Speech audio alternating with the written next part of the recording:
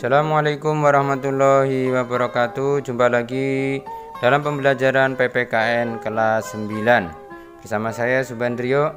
Marilah kita awali pembelajaran kita dengan berdoa bersama-sama. Berdoa mulai. Kita sampai kepada bab 6, yaitu konsep bela negara dalam lingkup Negara Kesatuan Republik Indonesia atau NKRI. Tujuan pembelajaran yang pertama, setelah melihat tayangan video pada rubrik tautan atau mencari sumber-sumber yang lain, peserta didik mampu menjelaskan makna bela negara dengan benar. Kemudian yang kedua, setelah mencari kasus yang berkaitan dengan pertahanan dan keamanan melalui rubrik tugas atau yang lainnya, peserta didik mampu membedakan peran komponen pertahanan negara dengan benar. 3. Setelah mempelajari bentuk ancaman pertahanan negara, peserta didik mampu mengidentifikasi bentuk-bentuk ancaman terhadap NKRI dengan tepat.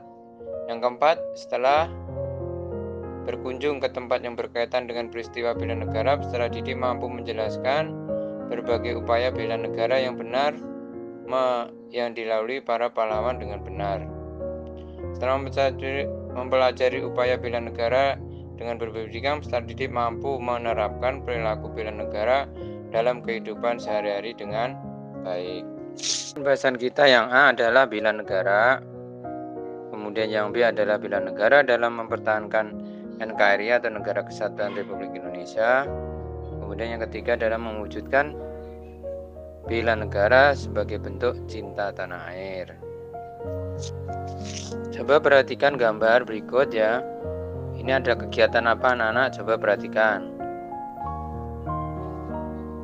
Ini adalah upacara bendera, menjadi salah satu sarana menanamkan rasa disiplin dan cinta tanah air di lingkungan sekolah. Rasa cinta tanah air penting ditanamkan sebagai upaya menumbuhkan kesadaran bela negara. Lantas apa yang dimaksud dengan bela negara? Apa makna bela negara? Bela negara adalah tekad atau sikap dan tindakan warga negara yang teratur, menyeluruh, terpadu, dan berlanjut yang dilandasi oleh kecintaan kepada tanah air, kesadaran berbangsa dan bernegara Indonesia, serta keyakinan akan kesaktian Pancasila sebagai idola negara. Bisa dipahami ya anak-anak ya tentang pengertian bela negara. Kemudian komponen pertahanan negara. Dalam negara itu ada 3 komponen. Yang pertama adalah komponen utama, kemudian komponen cadangan, dan komponen pendukung. Ketentuan perundang-undangan tentang bela negara antara lain Undang-Undang Negara Republik Indonesia tahun 1945 pasal 27 ayat 3 yang berbunyi, setiap warga negara berhak dan wajib ikut serta dalam upaya pembelaan negara. Kemudian pasal 30 ayat 1 yang berbunyi, tiap-tiap warga negara berhak dan wajib ikut serta dalam usaha pertahanan dan keamanan negara. Kemudian ayat 2-nya, usaha mempertahankan keamanan negara dilaksanakan melalui sistem pertahanan dan keamanan rakyat semesta oleh Tentara Nasional Indonesia dan Kepolisian Negara Republik Indonesia serta kekuatan utama dan rakyat sebagai kekuatan pendukung. Kemudian ayat ketiganya, Tentara Nasional Indonesia terdiri atas Angkatan Darat, Angkatan Laut, Angkatan Udara, dan sebagai alat negara bertugas mempertahankan, melindungi, dan memelihara keutuhan kedaulatan negara. Kemudian ketetapan MPR RI nomor 4 MPR 2000 tentang pemisahan TNI dan Kepolisian Negara Republik Indonesia. Kemudian Undang-Undang nomor 2 tahun 2002 tentang Kepolisian Negara Republik Indonesia, Undang-Undang nomor 3 tahun 2002 tentang Pertahanan Negara, Undang-Undang nomor 34 tahun 2004 tentang Tentara Nasional Indonesia, kemudian Undang-Undang nomor 39 tahun 99 tentang Hak Asasi Manusia, pasal 68 yang menyatakan bahwa setiap warga negara wajib ikut serta dalam upaya pembelaan negara. Yang bagian B adalah bela negara dalam mempertahankan Negara Kesatuan Republik Indonesia atau NKRI. Bentuk ancaman terhadap Negara Kesatuan Republik Indonesia NKRI ada 2, yaitu non-militer dan militer. Non-militer itu contohnya adalah penguasaan sumber daya alam, kemudian penguasaan monopoli perdagangan, kemudian perusakan terhadap generasi muda seperti narkoba, kemudian pornografi dan sebagainya. Nah, itu ancaman non militer. Kemudian yang ancaman militer adalah seperti ancaman keamanan laut dan udara, jurisdiksi nasional, kemudian spionase, aksi teror bersenjata, sabotase, kemudian pelanggaran wilayah negara lainnya, atau agresi atau invasi militer ya. Kemudian ancaman terhadap keutuhan NKRI dapat berasal dari dua, yaitu dalam negeri maupun luar negeri. Nanti kita akan uraikan satu-satu bentuk ancamannya. Yang pertama adalah ancaman dari dalam negeri dalam bidang ekonomi, yaitu menurunnya minat masyarakat terhadap produk domestik, kemudian meningkatnya pengangguran, penyerapan tenaga kerja berkurang, serta koperasi yang sulit berkembang. Kemudian dalam bentuk pertahanan dan keamanan, aksi pengoboman yang pernah terjadi di beberapa wilayah Indonesia seperti Bom Bali, Jawa Timur, kemudian Jakarta yang dilakukan oleh kelompok terorisme. Kemudian dalam bentuk sosial budaya, penyalahgunaan obat-obatan terlarang, pergaulan bebas, kemudian aksi tawuran antar pelajar, sikap dan perilaku berorientasi kebarat-baratan. Kemudian dalam bidang politik, tindakan makar bertujuan menggulingkan pemerintah yang sah secara konstitusional.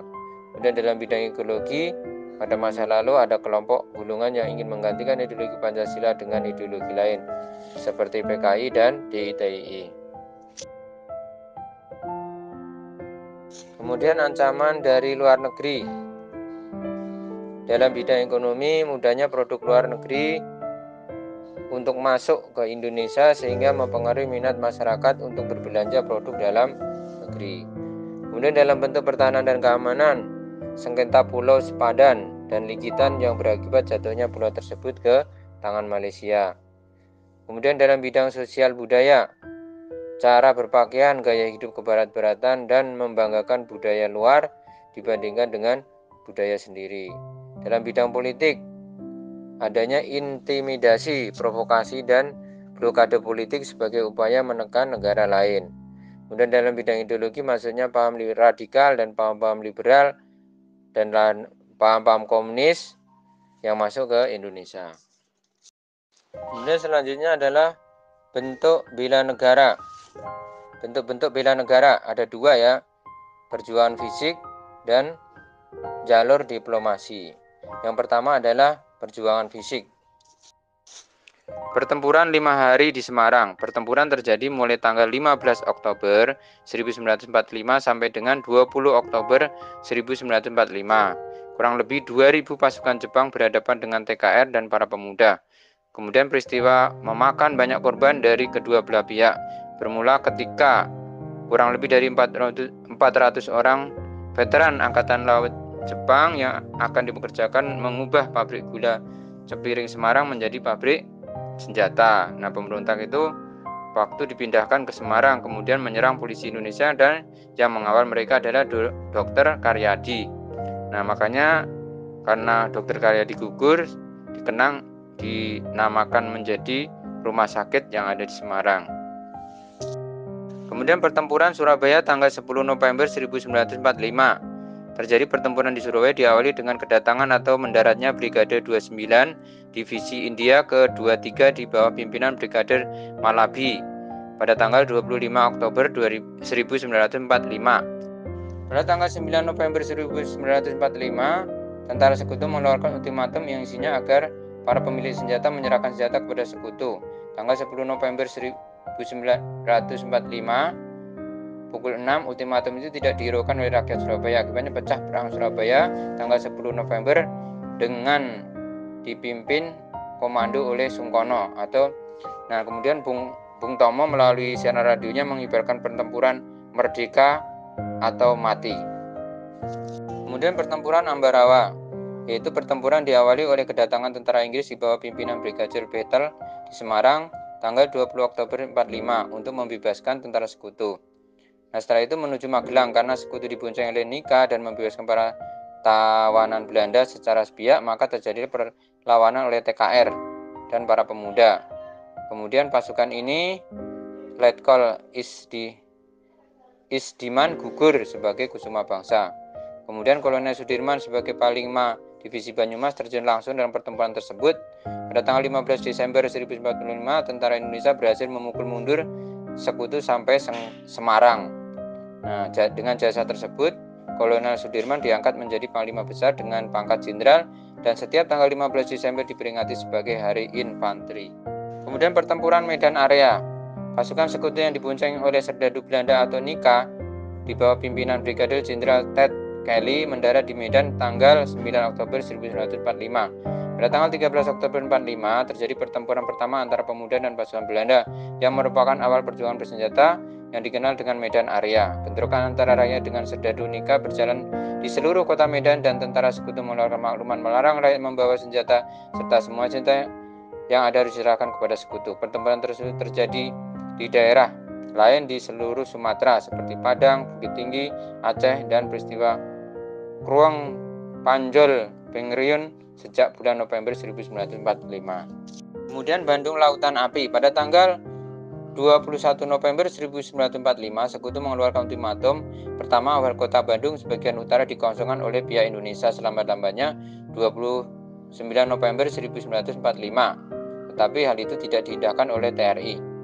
Sampai akhirnya tetap mengosongkan pada tanggal 23 Maret 1946, tetapi sebelum meninggalkan kemudian menyerang markas Sekutu dan menghanguskan Bandung bagian selatan, maka dikenang dengan sebutan Bandung Lautan Api atau ada nyanyian Halo Halo Bandung. Kemudian pertempuran Puputan Margarana. Pada tanggal 2 sampai 3 Maret 1946, Belanda mendarat pasukannya di Bali. Saat itu Letnan Kolonel I Gusti Ngurah Rai sedang mengadakan perjalanan ke Jogja untuk mengadakan konsultasi dengan markas tertinggi TRI mengenai pimpinan residen Sunda Kecil dan cara-cara menghadapi Belanda. Sekembalinya dari Yogyakarta, kesatuan Desemennya dalam keadaan terpencar. I Gusti Ngurah Rai menggalang kekuatan dan menggempur Belanda tanggal 8 November 1945. Karena kekuatan pasukan tidak seimbang dan persenjataan yang kurang lengkap, akhirnya pasukan Ngurah Rai dapat dikalahkan dan pertempuran Puputan, yaitu di Margarana sebelah utara Tabanan, Bali, hingga I Gusti Ngurah Rai gugur bersama anak buahnya. Kemudian perlawanan terhadap agresi militer Belanda. Agresi militer terjadi dua kali. Yang pertama dilaksanakan tanggal 21 Juli 1947 yang menguasai daerah-daerah yang dikuasai Republik Indonesia, Sumatera, Jawa Barat, Jawa Tengah, dan Jawa Timur. Kemudian agresi kedua yaitu tanggal 19 Desember 1948 yang diawali dengan serangan terhadap Yogyakarta, ibu kota Indonesia, ya jatuh, kemudian dikenal dengan dibentuknya pemerintah darurat Republik Indonesia sementara di Sumatera yang dipimpin oleh Safruddin Pariwonegoro. Kemudian terjadi serangan umum 1 Maret 1949 yang dipimpin oleh Jenderal Sudirman. Serangan ini memberi dampak bagi dunia internasional tentang keberadaan NKRI. Kemudian perang gerilya itu dipimpin oleh Jenderal Sudirman. Perang gerilya ini dari luar kota Yogyakarta selama 8 bulan ditempuh kurang lebih dari 1000 km dari Jawa Tengah, Jawa Timur. Nah, tidak jarang Sudirman harus ditandu atau digendong karena dalam keadaan sakit keras. Setelah berpindah-pindah dari beberapa desa, rombongan Sudirman kembali ke Yogyakarta pada tanggal 10 Juli 1949. Kemudian yang kedua adalah jalur diplomasi. Perjanjian Linggarjati. Perundingan Linggarjati adalah suatu perundingan antara Indonesia dan Belanda di Linggarjati, Jawa Barat, tanggal 10 dan sampai dengan 15 November 1946 yang menghasilkan persetujuan mengenai status kemerdekaan Indonesia. Hasil perundingan ini ditandatangani di Istana Merdeka Jakarta tanggal 15 November 1946 dan ditandangani secara sah oleh kedua negara pada tanggal 25 Maret 1947. Isi perjanjian Linggarjati. 1. Belanda mengakui secara de facto wilayah Republik Indonesia yaitu Jawa, Sumatera, dan Madura. Belanda harus meninggalkan RI paling lambat tanggal 1 Januari 1949. Pihak Belanda dan Indonesia sepakat membentuk negara Indonesia Serikat atau RIS. Dalam bentuk RIS, Indonesia harus bergabung dengan Commonwealth Persemakmuran Indonesia Belanda dengan mahkota negara Belanda sebagai kepala Uni. Kemudian Perjanjian Renville. Perjanjian Renville diambil nama sebutan kapal yang perang milik Amerika Serikat yang dipakai sebagai tempat perundingan antara pemerintah Indonesia dan pihak Belanda dengan Komisi 3 negara Amerika Serikat, kemudian Belgia dan Australia sebagai perantaranya. Dalam perundingan tersebut, delegasi Indonesia ketuai oleh Menteri Amir Syarifuddin dan dia Belanda menempatkan seorang warga Indonesia yang bernama Abdul Qadir Wijoyo Atmomojo. Isi dari Perjanjian Renville: 1. Belanda tetap berdaulat sebagai terbentuknya Republik Indonesia Serikat (RIS). Republik Indonesia sejajar kedudukannya dengan Uni Indonesia Belanda. Sebelum Republik Indonesia Serikat terbentuk, Belanda dapat menyerahkan kekuasaan kepada pemerintah federal sementara. Republik Indonesia menjadi negara bagian dari Republik Indonesia Serikat. Antara 6 bulan sampai 1 tahun akan diselenggarakan pemilihan umum untuk membentuk konstitusi RIS. Sementara Indonesia di daerah pendudukan Belanda atau daerah kantong harus dipindahkan ke daerah Republik Indonesia. Perundingan Romroyen pada tanggal 1 Juli 1949, pemerintah Indonesia secara resmi kembali ke Yogyakarta. Selanjutnya disusulkan dengan kedatangannya para pemimpin Republik Indonesia dari Medan Gerilya. Panglima Jenderal Sudirman tiba kembali ke Yogyakarta tanggal 10 Juli 1949. Konferensi Meja Bundar. Konferensi Meja Bundar atau KMB yang berlangsung di Den Haag pada tanggal 23 Agustus sampai 2 November 1949 berhasil mengakhiri konfrontasi fisik antara Indonesia dengan Belanda. Hasil konferensi tersebut yang paling utama adalah pengakuan dan penyerahan kedaulatan dari pemerintah Belanda kepada pemerintah Indonesia tanggal 27 Desember 1949 yang disepakati yang akan disusun struktur ketatanegaraan yang berbentuk negara federal, yaitu negara Republik Indonesia Serikat. Yang terakhir C adalah mewujudkan bela negara sebagai bentuk cinta tanah air. Dalam bidang ekonomi, yaitu mencintai produk dalam negeri, kemudian mengembangkan usaha perekonomian masyarakat seperti koperasi dan sebagainya, kemudian meningkatkan kreativitas dan inovasi serta menghargai karya anak bangsa. Jadi produksi-produksi dalam negeri kita kembangkan. Kemudian dalam bidang politik hukum, mentaati peraturan, kemudian menegakkan supremasi hukum tanpa pandang bulu ya, siapapun harus ditegakkan hukumnya. Kemudian meningkatkan persatuan. Kemudian dalam bidang ideologi, pengamalan nilai-nilai Pancasila. Kemudian dalam bidang sosial budaya, meningkatkan kepekaan sosial, melestarikan budaya asli bangsa Indonesia atau bangsa sendiri, kemudian meningkatkan kesadaran bersikap bijak di lingkungan masyarakat. Kemudian dalam pertahanan dan keamanan, Hankam, menjaga keamanan lingkungan, menjauhi paham kedaerahan yang sempit, kemudian menanamkan sikap nasionalisme dan patriotisme. Demikian pembelajaran kita kali ini. Terima kasih, semoga bermanfaat. Dan mohon maaf jika ada kekurangan dan kesalahan. Silahkan kalau ada komentar ditulis di kolom komentar. Sekian, terima kasih. Wassalamualaikum warahmatullahi wabarakatuh.